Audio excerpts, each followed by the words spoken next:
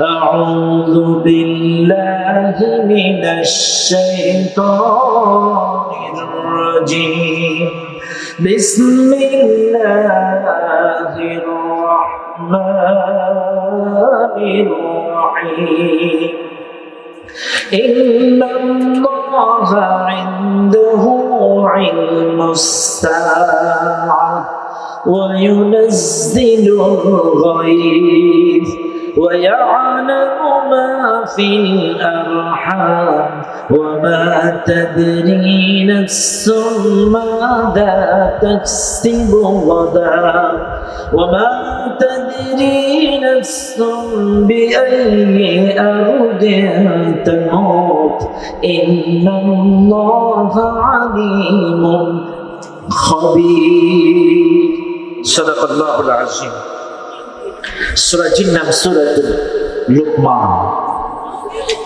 এই সূরাটি নাযিল হয়েছে মক্কায়। সূরাটির টোটাল আয়াত সংখ্যা 34, রুকু সংখ্যা 4। এই সূরাটার 34 নম্বর আয়াত আমি আপনাদের সামনে তেলাওয়াত করেছি। এই সূরাটি কোরআনুল কারীমের 114টি সূরার মধ্যে সিরিয়াল মেইনটেইনের দিক থেকে 31 নম্বর সূরা। এই সূরাটির যে আয়াতটি আমি তেলাওয়াত করলাম, এই আয়াতটি নাযিল হওয়ার কারণ কি? মক্কার প্রত্যন্ত গ্রামীণ অঞ্চলের একজন সাহাবী, তার নাম ছিলেন হারিস ইবনে হাবশা। ভালো করে মনে রাখবেন, মক্কার গ্রামীণ প্রত্যন্ত অঞ্চলের একজন সাহাবী, এর নাম ছিলেন হারিস ইবনে হাবশা। হারিস ইবনে হাবশা রাসূলুল্লাহ সাল্লাল্লাহু আলাইহি ওয়াসাল্লামের খিদমতে হাজির হলেন। রাসূলুল্লাহ সাল্লাল্লাহু আলাইহি ওয়াসাল্লামের খিদমত করতে করতে করতে করতে হঠাৎ একদিন নবীজিকে প্রশ্ন করলেন, হুজুর আমি আপনাকে কয়েকটি প্রশ্ন করতে চাই। হুজুর বলছে, করো। কি প্রশ্ন? আমার কিছু জানার ইচ্ছে আছে। বলো, কি জানতে চাও? হারিস ইবনে হাবশা ডাকতে বলছে, হুজুর আমার 1 নম্বর প্রশ্ন, এই যে মানুষ বলে কিয়ামত হবে কিয়ামত হবে কিয়ামত হবে, আপনিও বলেন, আল্লাহ কোরআনে বলেন, এই কিয়ামত কখন হবে, কোন দিন হবে, কোন সময় হবে, আপনার কাছে জানতে চাই। 2 নম্বর প্রশ্ন, এই যে বৃষ্টি হয়, এখানে বৃষ্টি সেখানে বৃষ্টি, বৃষ্টি যে বর্ষণ হয়, এই বৃষ্টি কখন কোন জায়গায় বৃষ্টি বর্ষণ হয়, এই সময়টা টাইম টেবিলটা একটু জানতে চাই। 3 নাম্বার, আমি বাড়ি থেকে আসার সময় আমার স্ত্রীকে গর্ভবতী অবস্থায় রেখে এসেছি। আমার স্ত্রীর গর্ভে যে বাচ্চাটা আছে, এই বাচ্চাটা ছেলে হবে না মেয়ে হবে, আপনার কিছু জানতে চাই। 4, আমি আগামীকাল কই যাব, কি খাবো, আমার রিজিকে কি লেখা আছে, এটা একটু জানতে চাই। 5, আমার জন্ম হয়েছে কোন জায়গায় আমি জানি, কিন্তু আমার মৃত্যুটা কোথায়, কোন অবস্থায়, কোন হালতে লেখা আছে, এটা একটু জানতে চাই। কয়টা প্রশ্ন? সবাই বলেন 5টা। আরো জোরে বলেন 5টা। 5টি প্রশ্ন যখন রাসূলুল্লাহ সাল্লাল্লাহু আলাইহি সাল্লামকে করলেন, তখন নবীজি তো 5টা প্রশ্নের জবাব জানান, কারণ আল্লাহ তাআলা রাসূলুল্লাহকে জানিয়েছেন, রাসূল প্রশ্নের জবাব দিয়েছেন।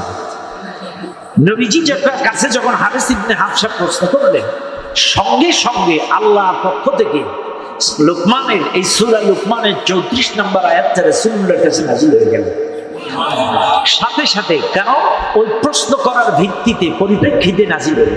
আবারও বলছি, কোন আয়াতের তাফসীর জানতে গেলে শানে নুজুলটা জানতে হবে।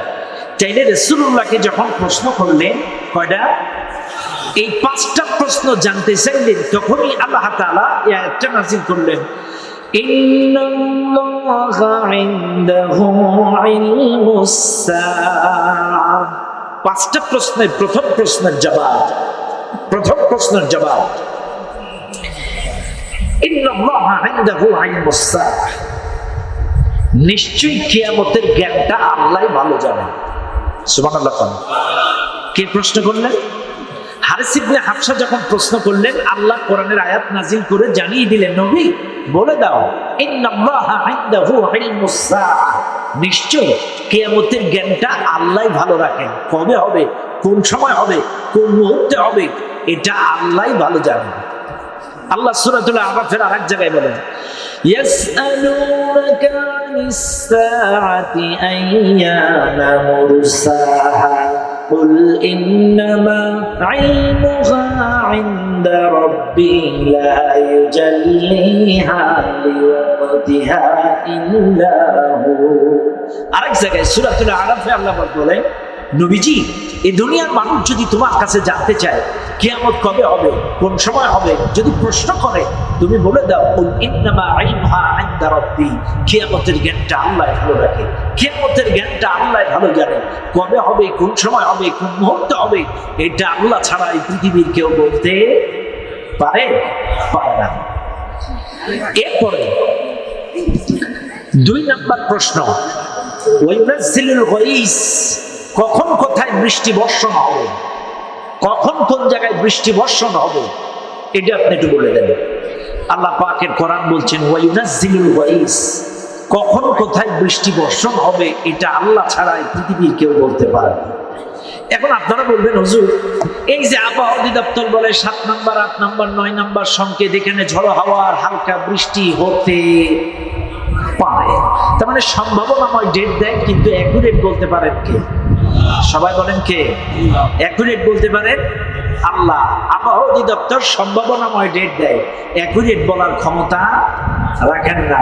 কারণ দেখবেন এরা বলে সম্ভাবনাময় হতে পারে, আবার দেখবেন বিকাল বেলায় এসে ঘুমটা ফেলে বলে হ্যাঁ সেটা ঘুরে উড়িষ্যায় চলে গিয়েছে। কথা না আছে না? তাহলে অ্যাকুরেট বলার ক্ষমতা এরা রাখে না। অ্যাকুরেট যিনি বলতে পারেন তিনি কে? কারণ মনে রাখবেন, আল্লাহ যেখানে প্রয়োজন সেখানে বৃষ্টি বর্ষণ করেন, যেখানে প্রয়োজন না সেখানে বর্ষণ করেন না। আজকেও দুপুরের পরে কিন্তু ফোটা ফোটা কিছু বৃষ্টি হয়েছে, হয় নাই? আজকেও কিন্তু ফোটা ফোটা কিছু বৃষ্টি হয়েছে। তখন আমি মনে মনে করছি, আল্লাহ তোমার দুনিয়া তো ছোট না, অনেক বড় দুনিয়া, কত জমিন, এই জমিনে কত জায়গায় তোমার নাফরমানি হচ্ছে। আল্লাহ তুমি আজকের দিনটা অন্তত ঘুরাই সেই জায়গায় যাই দাও, অন্তত এই বলা টাকার মাহফিলে মানুষের কোরআন শোনার ব্যবস্থা করে দাও। কত জায়গায় কনসার্ট হচ্ছে, গান বাজনা, অশ্লীলতা, বেহায়াপনা, তুমি ঘুরাই আর সেই দিকে যাও। মনে মনে আল্লাহর কাছে করেছি, আল্লাহ পাক যেন তুমি সুশৃঙ্খল ভাবে কোরআন শোনার ব্যবস্থা করে দিও। যাই হোক, আলহামদুলিল্লাহ, আলহামদুলিল্লাহ, আলহামদুলিল্লাহ।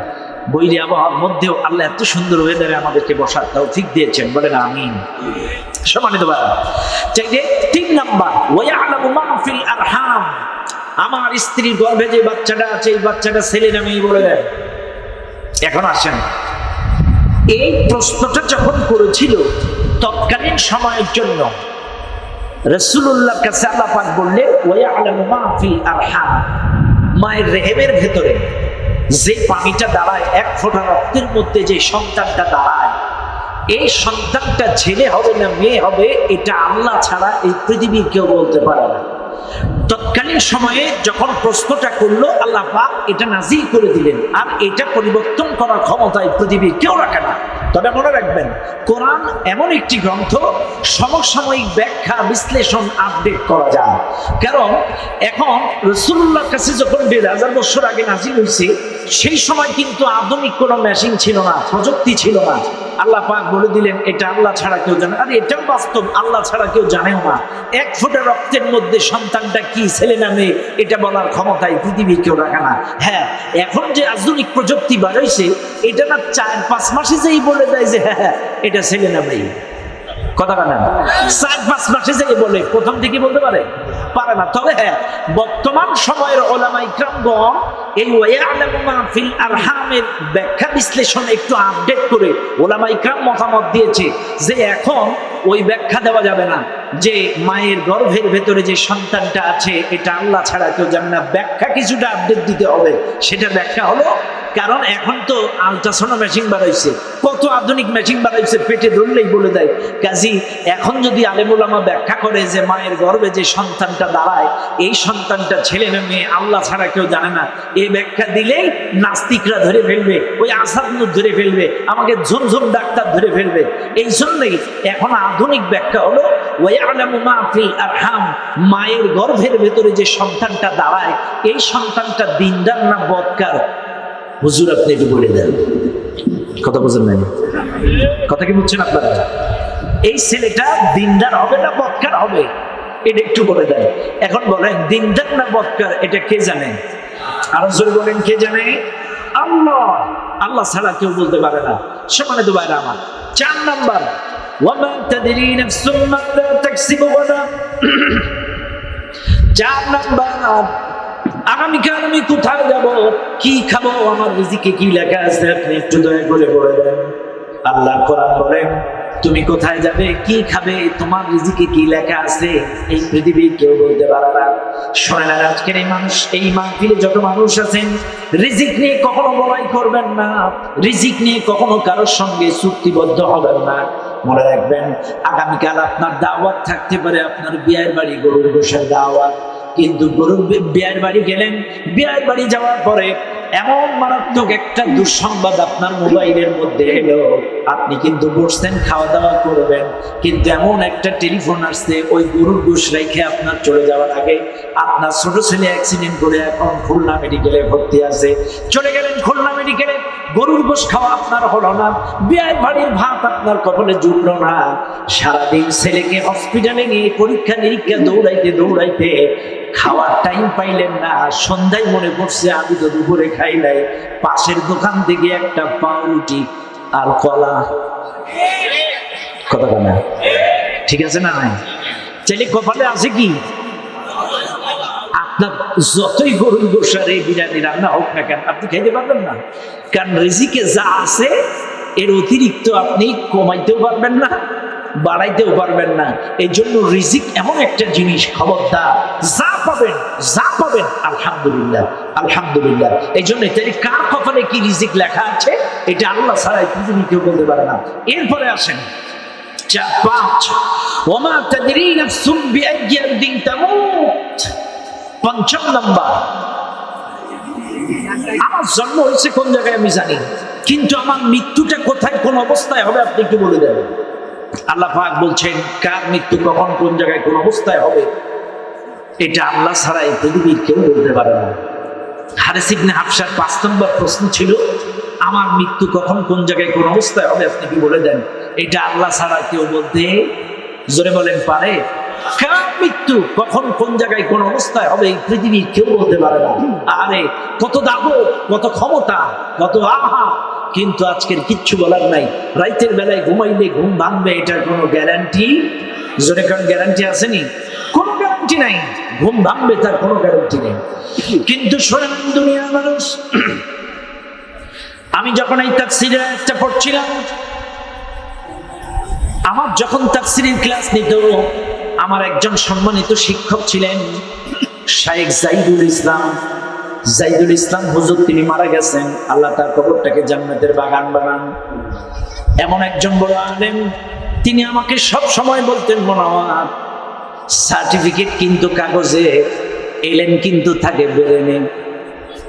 খবরদার, তুমি যখন কোন বিষয়ে আলোচনা করবা, তাফসীর করবা, মাহফিল করবা, যাই করবা, একটা তাফসীর দেখে ওয়াজ করবা না, একটা আয়াতের উপরে একাধিক তাফসীর দেখে তুমি আলোচনা করবা। একটা আয়াতের ভিত্তিতে একাধিক তাফসীর, কোন তাফসীর কারকে আয়াতের বিষয়ে কি বলেছেন, একাধিক তাফসীর কারকের মতামত যখন তুমি এক জায়গায় করবা, মূল বিষয়টা জাতির কাছে আয়নার মতো ক্লিয়ার হয়ে যাবে। তো আজকে আমি যখন পড়ছিলাম আয়াতের তাফসীর, পড়তে পড়তে বিভিন্ন তাফসীর দেখতে দেখতে তাফসীরে নূরুল কোরআনের মধ্যে আয়াতের তাফসীর করতে যে চিন্তা করলাম, ওমা তাদরি নাফসুম বিআইয়ি আরদিন তামুত, কার মৃত্যু কখন কোন জায়গায় হবে এটা আল্লাহ ছাড়াই পৃথিবীর কেউ বলতে পারে না। কিন্তু একটা তাফসীর করতে যে একটা ছোট্ট উদ্ধৃতি দিয়েছেন, ছোট্ট একটা উদ্ধৃতি দিয়েছেন, মনে রাখবেন মুসলমান, তাফসীরে নূরুল কোরআন সূরা লুকমানের আয়াতের তাফসীর করতে যে উদ্ধৃতি দিয়েছেন, মনে রাখবেন মুসলমান, হযরতে ইমাম মালিক, নাম শুনছেন আপনারা? ইমাম মালিক রাহমাতুল্লাহি আলাইহি, তিনি প্রাথমিক পর্যায়ে থাকতেন মক্কায়। ইমাম মালিক রাহমাতুল্লাহ আলাইহি প্রাথমিক পর্যায়ে মক্কায় থাকতেন। মক্কা থাকার পরে তার বড় স্বপ্ন, তার আশা আকাঙ্ক্ষা সারা জীবনের, আমার মৃত্যুটা যেন মদিনায় ত্যাগ হয়, আমার শেষ নিঃশ্বাসটা যেন মদিনায় ত্যাগ হয়, আমার কবরটা যেন মদিনার মাটিতে হয়ে যায়। মন চায় ইমাম মালিক যদিও অনেকবার বড় হজ করেছে মক্কায় থাকাকালীন, তারপরেও হজের মৌসুম যদি আর একবার যাইতে পারতাম। কিন্তু ইমাম মালিক চিন্তা করলেন, আমার তো বড় আশা, আমার শেষ নিঃশ্বাসটা যেন মদিনার মাটিতে ত্যাগ হোক, আমার কবরটা যেন মদিনার মাটিতে হয়ে যায়। কিন্তু আমি যদি এখন মক্কায় হজ করতে চলে যাই আর মক্কায় গিয়ে যদি আমি মারা যাই, তাহলে আমার স্বপ্নটা পূরণ হবে না, আমার আশা আকাঙ্ক্ষা পূর্ণ হবে না, আমার কবরটা তো মদিনার মাটিতে তখন হবে না। চাইলে কি করা যায়? এদিকে হজের লোক, ওদিকে আবার শেষ মৃত্যুটা মদিনার মাটিতে হওয়া, নবীর দেশে মৃত্যুবরণ করা, নবীর দেশে তার কবরটা হওয়া, এটা আশা আকাঙ্ক্ষা। আবার মক্কায় হজের লোক, দুটানার মধ্যে পড়ে গেলেন ইমাম মালিক। এদিকে হজের মৌসুম, এদিকে মৃত্যুর ভয়। যদি হজ করতে যেয়ে মারা যায়, হজ করতে গিয়ে যদি মারা যায়, তাইলে আমার স্বপ্ন তো পূরণ হবে না। কি করা যায়? কি করা যায়? ইমাম মালিক রাহমাতুল্লাহ আলাইহি রাতের অন্ধকারে অনেক তাহাজ্জুদ নামাজ, ইস্তিখারার নামাজ, অনেক কান্নাকাটি করে ইস্তিখারার আমল করে রাতের অন্ধকারে আল্লাহর কাছে দুটি হাত তুলে করে ডাক দিয়ে বলেন, ও আল্লাহ, আমি জানি না আমার হায়াত কতদিন আছে, ও কাবার মালিক, আমার সারা জীবনের আশা আকাঙ্ক্ষা আমার মৃত্যুটা যেন মদিনার মাটিতে হয়ে যায়, আমার শেষ নিঃশ্বাসটা যেন মদিনার মাটিতে ত্যাগ হয়, এটা আমার স্বপ্ন, এটা আমার আশা আকাঙ্ক্ষা। কিন্তু আল্লাহ, হজের মৌসুম, মনে বড়লো যদি আরেকবার কাবা তোয়াফ করতে পারতাম, মনের আকুতি মিনতি গুলো যদি তোমার উপরে করতে পারতাম, ও গো মালিক, কিন্তু মনের মধ্যে আশঙ্কা জন্মাইছে, ওখানে যে যদি মারা যায়, মদিনায় মৃত্যুবরণ করার স্বপ্ন আমার পূরণ হবে না। ও গো আল্লাহ, তোমার কাছে আমি দোয়া করি গো মালিক, কোন মাধ্যমে আমি জানি কার মৃত্যু কখন কোন জায়গায় হবে, পৃথিবীর কোনো মানুষ জানে না, কার কখন কোথায় মৃত্যু হবে পৃথিবীর কেউ বলতে পারে না। কিন্তু আল্লাহ, কোন কায়দায় ইশারা ইঙ্গিতে যদি আমি জানতে পারি আমার হায়াত কতদিন আছে, যদি ইশারা ইঙ্গিতে হইলেও জানতে পারতাম আমার হায়াত যদি থাকে হজ করবো, না থাকে করবো না। ওগো আল্লাহ, এই দোয়া করে ইমাম মালিক দোয়া করে ঘুমায় গেলেন। ঘুমায় যখন গেলেন, হঠাৎ স্বপ্ন যোগে, স্বপ্নের ভিতরে আমার আপনার প্রিয় নবী, বিশ্ব নবী, নবী মুহাম্মদুর রাসূলুল্লাহ সাল্লাল্লাহু আলাইহি ওয়াসাল্লাম, তিনি স্বপ্ন যোগে ইমাম মালিককে 5টা আঙ্গুল দেখায় দিলেন। 5টা আঙ্গুল দেখায় একবার তিনি হাতের ইশারা করলেন, ইমাম মালিকের ঘুম ভেঙে গেল। ইমাম মালিকের যখন ঘুম ভেঙে গেল, সঙ্গে সঙ্গে তিনি টেনশনে পড়ে গেলেন, চিন্তিত হয়ে গেলেন। আরে আমার তো আল্লাহর কাছে জানার ইচ্ছে ছিল, কোন কায়দায় ইশারা ইঙ্গিতে কোন মাধ্যমে যদি জানতে পারতাম আমার হায়াত কতদিন আছে, হায়াত যদি থাকে হজ করব, না থাকে করব না। কিন্তু আল্লাহ, আমার নবী তো স্বপ্নের মধ্যে 5টা আঙ্গুল দেখাইছে, এই 5-এর ব্যাখ্যা আমি বুঝবো কেমনে? আমার হায়াত 5 বছর 5 মাস নাকি 5 দিন? নবী তো 5টা আঙ্গুল দেখাইছে, চাই কি 5 বছর নাকি 5 মাস নাকি 5 দিন? আমি বুঝবো কেমনে কতদিন বাঁচবো? এখন আরো টেনশন বেড়ে গেছে। আগে তো একটাই আল্লাহর কাছে দোয়া করছিল, কেমনে জানবো আমি কতদিন বাঁচবো? কিন্তু রাসূল যখন 5টা আঙ্গুল দেখাইছে স্বপ্ন যোগে, ইমাম মালিকের টেনশন আরো বেড়ে গেছে। বাড়ির মধ্যে পায়তারা করতেছে, হাঁটতেছে, চলতেছে, ফিরতেছে। এমন সময় ইমাম মালিকের এক গোলাম প্রশ্ন করতেছে, হুজুর, আপনি কি টেনশনে আছেন? কিছু চিন্তা করছেন? বলছে, দেখো, এই ব্যাপার, আমার সারা জীবনের স্বপ্ন মদিনার মাটিতে মৃত্যুবরণ করা, কিন্তু এখন হজের মৌসুম, মনে বড় আশা, আরেকবার যদি যাইতে পারতাম আর পার্বতী পাবো না। আল্লাহর কাছে দোয়া করছিলাম রাতের বেলায়, আল্লাহ, হায়াত কতদিন আছে তা তো জানি না, এখন মক্কায় যে যদি মারা যায় মৃত্যুর স্বপ্ন তো বড় হবে না, এই জন্য হায়াত যদি থাকে হজ করবো, না থাকলে করবো না। কারণ আগে আমি বড় হজ অনেকবার করছি, এই জন্য থাকলে করবো, না থাকলে করবো না। এখন রাতের বেলায় নবী আমার স্বপ্নে 5টা আঙ্গুল দেখাইছে, এখন এই 5-এর ব্যাখ্যা জ্ঞান বুঝবো কেমনি? শোনেন দুনিয়ার মানুষ, ইমাম মালিক তার গোলামকে ডাক দিবার, গোলাম, বর্তমান সময় এই মদিনার ভেতরে স্বপ্নের ব্যাখ্যা বিশ্লেষণ করার মতো, তারির করার মতো কোনো মানুষ আছে কিনা তুমি আমার একটু বলো। এবার ডাক দিয়ে বলেন, হুজুর, বর্তমানে স্বপ্নের ব্যাখ্যা বিশ্লেষণ করার মতো একজন বড় আলেম আছেন, তিনি হাফেজ, একেবারে আলেম। এই লোকটার নাম হলো আল্লামা ইবনে শিরিন। ইবনে শিরিন সমসাময়িক কোরআন সুন্নাহর ভিত্তিতে তিনি স্বপ্নের ব্যাখ্যা বিশ্লেষণ করেন।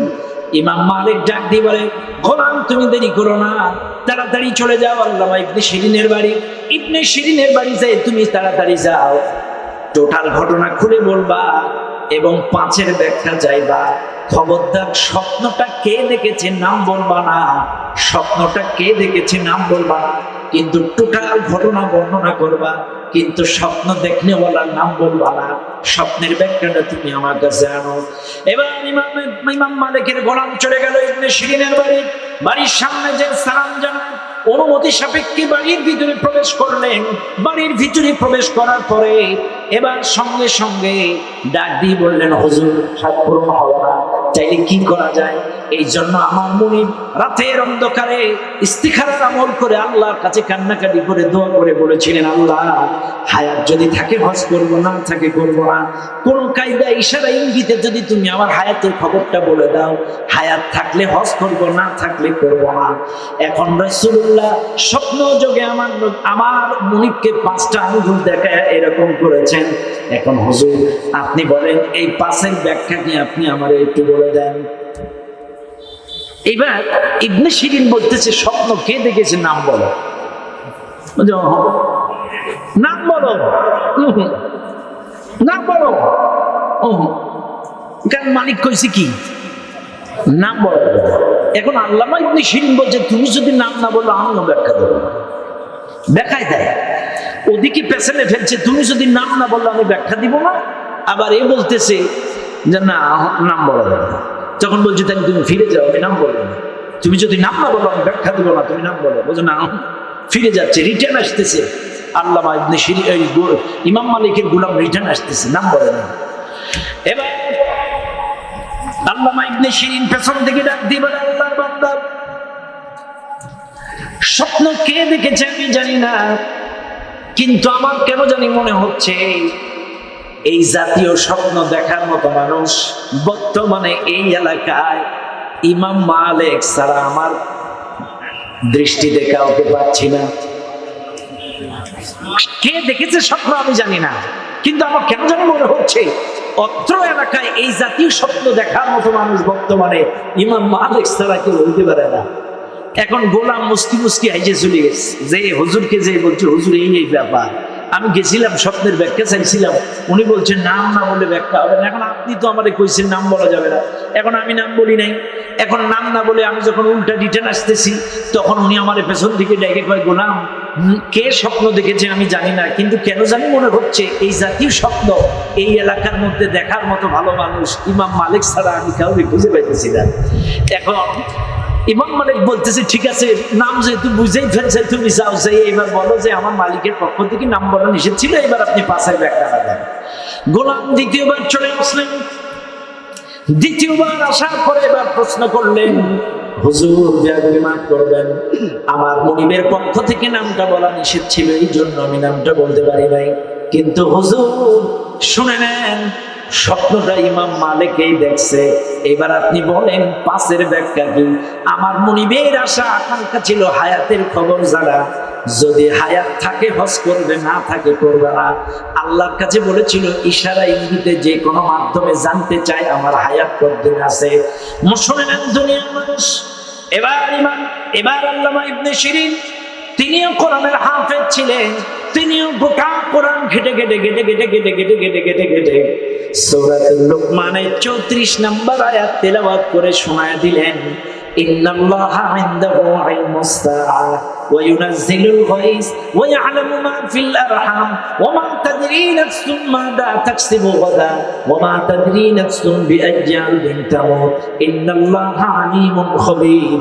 শুনে নাও ও গোলাম, শুনে নাও, আমার নবী ইমাম মালিককে যেই 5টা আঙ্গুল দেখাইছে, এটার অর্থ হলো এই যে 5টা আঙ্গুল দেখাইছে, হাত নাড়াইছে, এটার অর্থ হলো আল্লাহ পাক এই পৃথিবীতে মানুষকে যত জ্ঞান দিছে, 5টা জিনিসের জ্ঞান এই দুনিয়ার কাউকে দেয় না।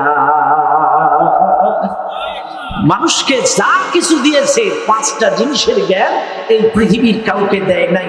তুমি হায়াতের খবর জানতে চাইছিলে না আল্লাহর কাছে, এই জন্য আল্লাহর রাসূল 5টা আঙ্গুল দেখিয়ে ইশারা করেছে এই 5টা জিনিসের জ্ঞান আল্লাহ পাক কাউকে দেন নাই।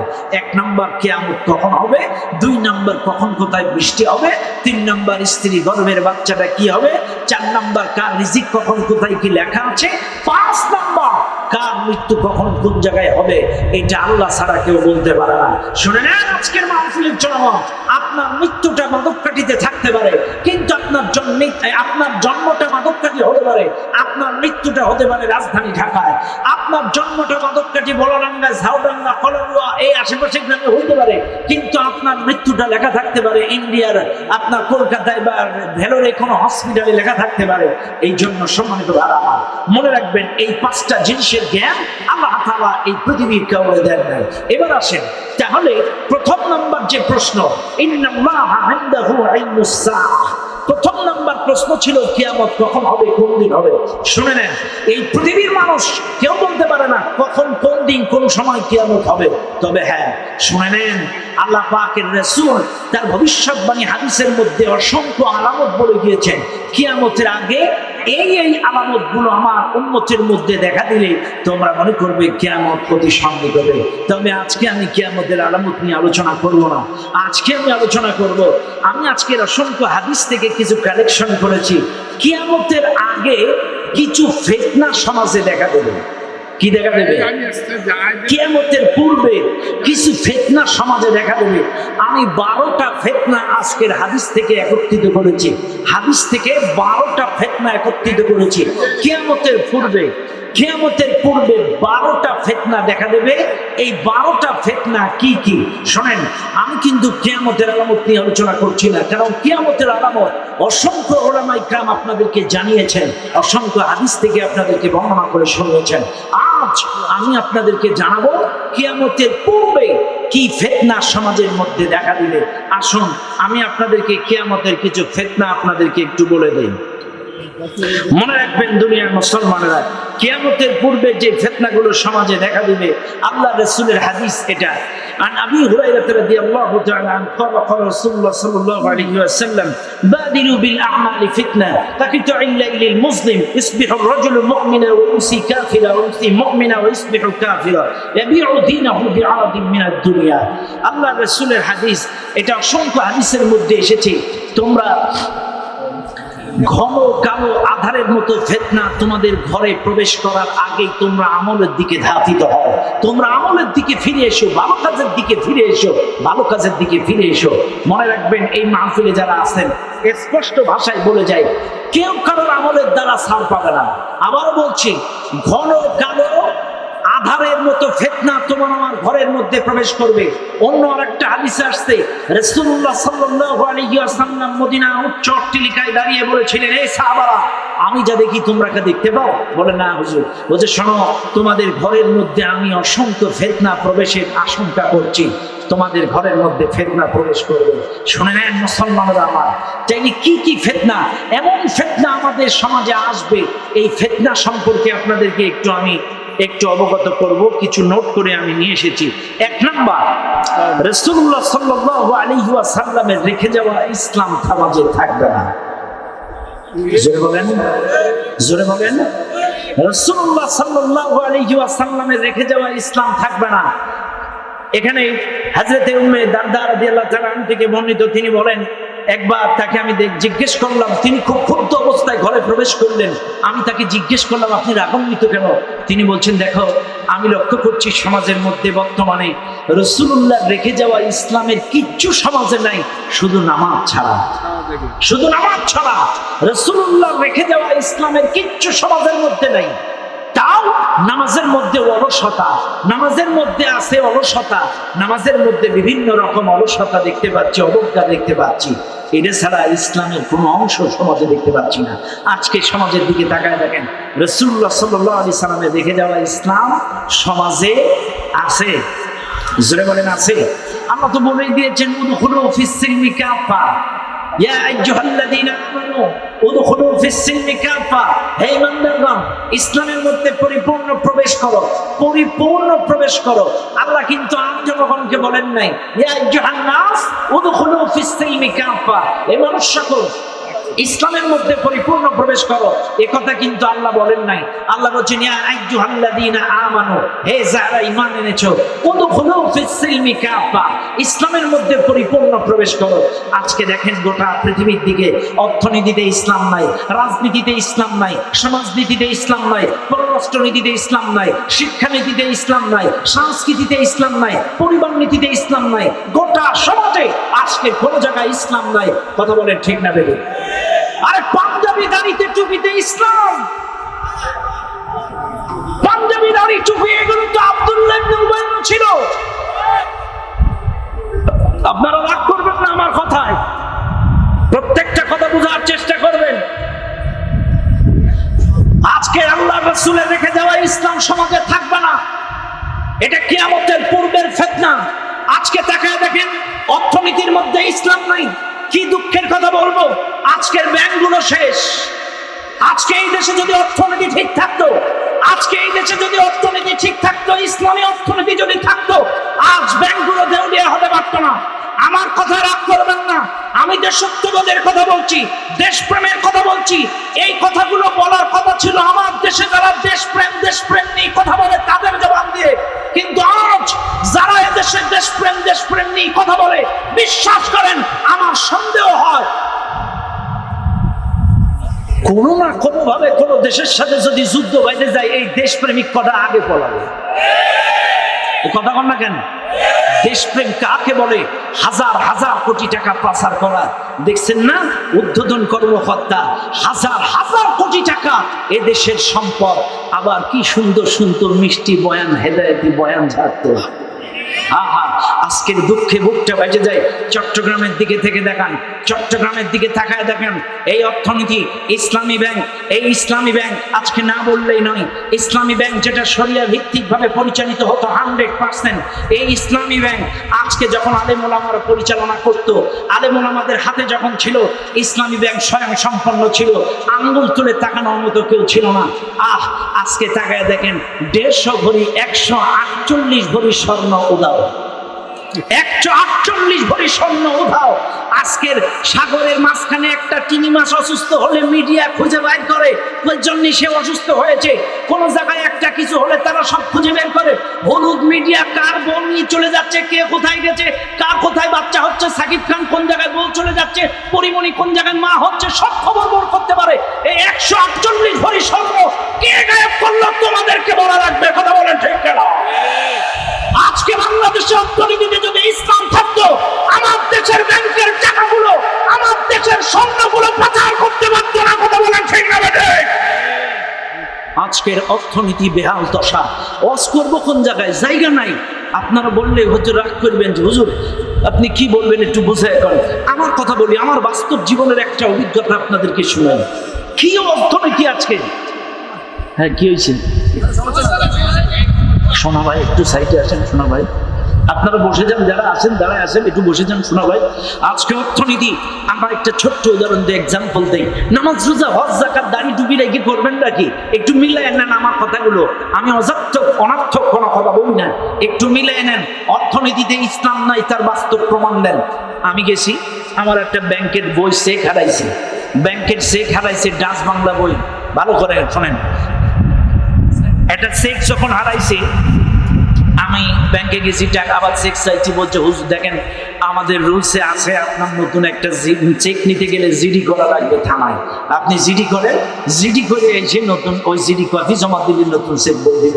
এখন থানায় গেছি, থানায় যাওয়ার পরে জিডি করব, তখন যে দেখি ইনচার্জ,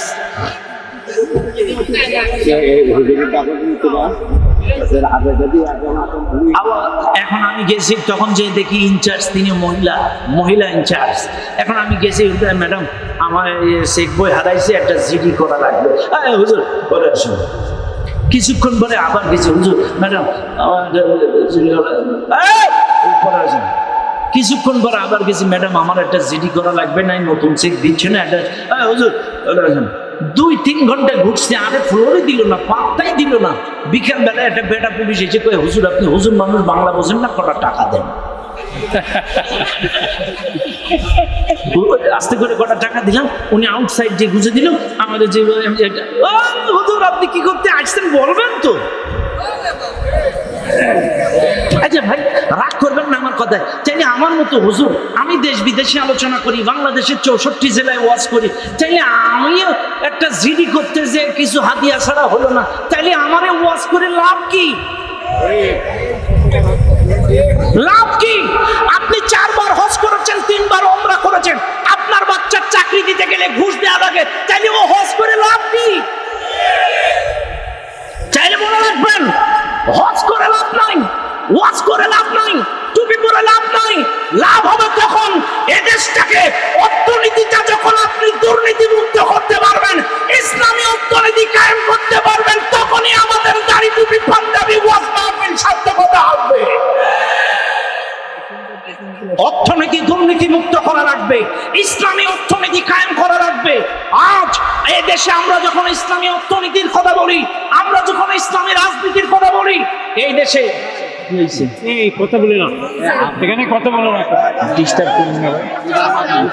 আসেন আসেন আসেন। আজকে যখন আমরা ইসলামী অর্থনীতির কথা বলি, আজকে যখন আমরা ইসলামী রাজনীতির কথা বলি, অনেকেই দেখবেন সাধারণ মানুষ বলে হুজুরদের ক্ষমতায় যাওয়ার লোক, ক্ষমতার লোক, ক্ষমতার লোক, গদির লোক। আচ্ছা ভাই, আমার রাসূলের কি তাই ছিল? প্রত্যেকটা নবী তো ক্ষমতার জন্য দোয়া করেছে, রব্বি আদখিলনি মুদখালা সিদকিন ওয়া আখরিজনি মুখরাজা সিদকিন ওয়াজআলনি মিন লাদুনকা সুলতানান নাসীরা। চিৎকার মেরে বলেন সুবহানাল্লাহ। নবীরা দোয়া করেছেন, আল্লাহর কাছে শাসন ব্যবস্থা চেয়েছেন, ক্ষমতা চেয়েছেন, চেয়ার চেয়েছেন, কারণ বিশ্বাস করেন ওয়াজ করে অর্থনীতি দুর্নীতি মুক্ত করা যাবে না, ওয়াজ করে সমাজ থেকে সুদ ঘুষ জানাবা বিচার দুর্নীতি বন্ধ করা যাবে না। বন্ধ করতে গেলে লাগবে সিয়ার। কি লাগবে? সিয়ার। শোনেন, আজকের এই মাহফিলে আপনাদেরকে একটু বোঝায় বলি, আজকে বোঝায় বলি হুজুররা কেন এ কথা বলে, কেন এ কথা বলে, তার একটাই কারণ। শুনে নেন, আমার রাসূল যখন মক্কাবাসীর কাছে দ্বীনের দাওয়াত নিয়ে গিয়েছিলেন, মক্কাবাসীর কাছে যখন দ্বীনের দাওয়াত নিয়ে গিয়েছিলেন, মক্কাবাসী দাওয়াত অ্যাকসেপ্ট করেন নাই, বরং রাসূলকে পাথর মেরে আঘাতের রক্তে রঞ্জিত করে দিয়েছিলেন। এইবার রাসূল চলে গেল, এত পরে আবু জেহেল, উতবা, সাইবা, আবু লাহাব, বড় বড় কাফের নেতৃবৃন্দগুলো এক জায়গায় বসে তারা সিদ্ধান্ত নিল, যে কোনো কায়দায় মুহাম্মদকে কনভার্ট করতে হবে, আমাদের দলে আনতে হবে, নাইলে আমাদের নেতৃত্ব কর্তৃত্ব ক্ষমতা থাকবে না। কি করা যায়? মুহাম্মদকে রাতের অন্ধকারে ডাকো। মুহাম্মদ রাতের অন্ধকারে হাজির করা হলো। আবু জেহেল, আবু লাহাব, উতবা, সাইবা, বড় বড় নেতৃত্বস্থানীয় কাফেররা এক জায়গায় বসলো। এইবার আবু জেহেল বলছে, মুহাম্মদ তুমি কি চাও? তুমি কি চাও? নারী চাও? না। বাড়ি চাও? না। গাড়ি চাও? না। সম্পত্তি চাও? না। সম্পদ চাও? না। তুমি কি আমাদের এই চেয়ার চাও? দারুন নাদুয়ার চেয়ার। আবু জেহেলের যে সংসদের চেয়ারটা, ওই সংসদের নাম দারুন নাদুয়া। বলছে, তুমি কি এই সংসদের চেয়ারটা চাও? এই প্রেসিডেন্টের চেয়ারটা চাও? বলছে না। আচ্ছা আপনারাই বলেন, আসলে কি চেয়ার চাননি? সবাই বলেন, আসলে কি রাসূল চেয়ার চাননি? চাইছিল ওদের কাছে না আল্লাহর কাছে? কার কাছে? আরো জোরে। ওদের কাছে। ওরা কিন্তু চেয়ার দিতে চাইছিল। শোনেন, সবাই সব কথা বলে না, কিন্তু আমি বলে দেই, আবু জেহেল, আবু লাহাব, উতবা, সাইবা, উতাইবা, ওরা চাইছিল প্রেসিডেন্টের চেয়ারটা মুহাম্মদকে দিয়ে দিতে। তুমি চেয়ার নাও, কিন্তু আইন কার? চেয়ার নাও। মুহাম্মদ বলেছিল, না, আমি চেয়ার নিয়ে করবো কি? আমি না প্রেসিডেন্টের চেয়ার নিলাম, কিন্তু আর আন্ডারে 300 সংসদ সদস্য তো উড়াই। আমি চেয়ার নিয়ে করবো নাকি? আর আন্ডারে সব তো উড়াই। এবার কি করলো? শোনেন, যদি মুহাম্মদ প্রেসিডেন্ট হতো, কথার কথা, যদি রাসূল প্রেসিডেন্ট হতো, আবু জেহেলের দেওয়া প্রেসিডেন্টের চেয়ার যদি নিত, মুহাম্মদ প্রেসিডেন্ট হতো, রাসূল সংসদে বলতো চুরি করলে হাত কাটো, এই আইন বাস্তবায়ন করা হোক। এবার স্পিকার বলতো, এই চুরির আইনে হাত কাটার পক্ষে কারা আছেন? হ্যাঁ বলুন, হ্যাঁ বলুন, হ্যাঁ বলুন। এবার বলবে, এই চুরির আইনের বিপক্ষে যারা আছেন, না বলুন, না, না বলুন, না, না বলুন, না। এবার স্পিকার বলবে, না জয়যুক্ত, না জয়যুক্ত, না জয়যুক্ত। মুহাম্মদের হাত কাটা চুরির আইন বাতিল ঘোষণা করা হলো। তাই ওর আন্ডারে চেয়ারনি করবো কি? আইন তো সব বাতিল করবে, 300 সদস্য সব না। এই জন্য রাসূল ওদের কাছে চেয়ার নেয়নি। কেন? ওদের আন্ডারে নিয়ে লাভ কি? অনেক সময় অনেক চেয়ার দিতে চেয়েছে, কিন্তু নেয়নি আমাদের মুরব্বীরা। কারণ নিয়ে করবে নাকি? কথা কথা ঠিক না বেটি? বোঝার চেষ্টা করবেন। রাসূল গেলেন মক্কায়, মক্কা থেকে হিজরত করে মদিনায়, মদিনায় যাওয়ার পরে এরপরে বাতিলের বিরুদ্ধে লড়াই করলেন। লড়াই করে যখন ওই চেয়ারটা ওই বদর উহুদ খন্দক জয় করলেন, অবশেষে যখন মক্কা বিজয় করলেন 10,000 ছাউন নিয়ে বিনা যুদ্ধে বিজয় লাভ করলেন মক্কা। বিজয় লাভ করার পরে প্রেসিডেন্টের চেয়ারটা নিলেন, কোরআন দিয়ে রাসূলুল্লাহর মতো সত্য আল আমিন সাদিক বিশ্বস্ত লোকটা মিলে কোরআন দিয়ে শাসন করলেন। অটোমেটিকলি সমাজ পরিবর্তন হয়ে গেল। তাইলে এখান থেকে আমরা বুঝলাম, আমরা যে স্লোগান দিই সৎ লোকের শাসন চাই, আল্লাহর আইন চাই। আবারও বলছি, যে কোনো একটা কায়েম হলে চলবে না। মনে করেন মদিনা সনদ দেশে কায়েম হলো, কিন্তু চেয়ারে যে থাকবে সে সৎ না, কিন্তু কাম হবে না। চাইলে সৎ লোক প্লাস কোরআনের আইন, এই দুটো মিলেই সমাজ পরিবর্তন হবে। এটাই হচ্ছে আমার রাসূলের কাজ ছিল। আমার রাসূল বিজয় করেছেন চেয়ার, এই চেয়ারে বসেই শাসন করেছে, অটোমেটিকলি সমাজ পরিবর্তন হয়ে গেছে। তাইলে আজকে শুনে নেন, আপনাদেরকেও বলে যায়, যতই ওয়াজ করেন আর টুপি পরেন, পাঞ্জাবি পরেন, পাগড়ি করেন, যতই কান্নাকাটি করেন, সমাজ পরিবর্তন ওয়াজ করে হবে না। সমাজ পরিবর্তন করতে গেলে লাগবে কি লাগবে? কথা ক্লিয়ার? হ্যাঁ, ব্যাস। চাইলে মনে রাখবেন, আমি আপনাদেরকে বোঝাচ্ছিলাম, কথায় কথা বলে যাই। চাইলে মনে রাখতে হবে, আজ রাসূলুল্লাহ রেখে যাওয়া ইসলাম থাকবে না। চাইলে আপনারা মিলায় দেখেন, অর্থনীতিতে ইসলাম নাই, রাজনীতিতে ইসলাম নাই। আচ্ছা ভাই, আমাদের দেশের মানুষ ইসলামী রাজনীতির নাম শুনলেই মাইন্ড করে, ইসলামী রাজনীতির নাম শুনলেই ওর মুখটা শুকায় যায়, থুতা মুখ ভুতা হয়ে যায়। আচ্ছা, ও 5 ওয়াক্ত নামাজ জামাতে আদায় করে, কি 5 ওয়াক্ত নামাজ জামাতে আদায় করে, টুপি মাথায়, পাঞ্জাবি গায়ে, বিরাট হাজি সাহেব সব আছে, কিন্তু ইসলামী রাজনীতি শুনলে মুখ শুকায় যায়। আচ্ছা, আমি আশ্চর্য হয়ে যাই। আচ্ছা, আপনারাই বলেন, ওর দোকানের নাম কি? বিসমিল্লাহ বীজ ভান্ডার। ওর দোকানের নাম কি? ইসলামিয়া হার্ডওয়্যার। ওর দোকানের নাম কি? Mecca Medina traders. ওর দোকানের নাম কি? ইসলামিয়া রেস্টুরেন্ট, ইসলামিয়া প্রচুর হোটেল, এই বিভিন্ন হোটেল ইসলামিয়া নাম দিই। আচ্ছা, তোর ব্যবসা প্রতিষ্ঠানের নাম ইসলাম, তোর দোকানের নাম ইসলাম, তোর হার্ডওয়্যারের নাম ইসলাম, তোর হার্ডওয়্যারের নাম বিসমিল্লাহ হার্ডওয়্যার, তোর দোকানের নাম মক্কা হার্ডওয়্যার। তাহলে সব জায়গায় ইসলাম, আর রাজনীতিতে ইসলাম থাকলে তোর মুখ শুকায় যায় কেন? হ্যাঁ, সব জায়গায় ইসলাম থাকা লাগবে। শুনে না, আজকে এই দুনিয়ার মাহফিলের চলমান আমার কথাগুলো বেরেন দিয়ে খাটান। আপনি যখন মারা যাবেন, কবরে যাওয়ার পরে আপনার প্রশ্ন হবে, তোমার দিন কি? আরো জোরে, আরো জোরে। এবার আপনারা বলেন, আমার দিন ইসলাম। চাইলে এই যারা ইসলাম শব্দটা কারা বলতে পারবে? যাদের অর্থনীতিতে ইসলাম ছিল, রাজনীতিতে ইসলাম ছিল, সমাজনীতিতে ইসলাম ছিল, সংস্কৃতিতে ইসলাম ছিল, শিক্ষানীতিতে ইসলাম ছিল, পরিবার নীতিতে ইসলাম ছিল, গোটা জিন্দেগিতে যার ইসলাম ছিল, আর ইসলাম না থাকলেও গোটা জিন্দেগিতে কায়েমের আন্দোলন চালিয়ে গিয়েছে মৃত্যুর আগ পর্যন্ত, ওই লোকটাই জবাব দিতে পারবে আমার দিন ইসলাম।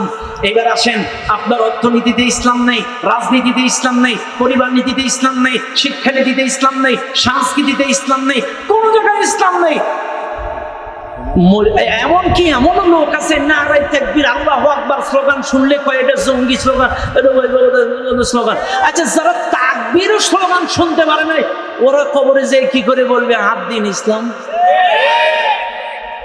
হ্যাঁ, কি করে বলবে আমার রব আল্লাহ? নারায়ে তাকবীর আল্লাহু আকবার। আল্লাহর বরত্ব ঘোষণা শুনলে যাদের গায়ে চুলকানি উঠেছে, আল্লাহর কসম, যে কোনো দলের মতের আপনি হতে পারেন, এটা আপনার ব্যক্তিগত ব্যাপার, কিন্তু এই বাংলাদেশে যারা নারায়ে তাকবীর আল্লাহু আকবার স্লোগান শুনে এই স্লোগান বন্ধ করেছে, এই স্লোগানের বিরোধিতা করেছে, ওদের বুকে হাত দিয়ে প্রশ্ন করে জবাব দিতে বলেন, এরা কবরে যে আল্লাহর নামটা বলবে কিভাবে?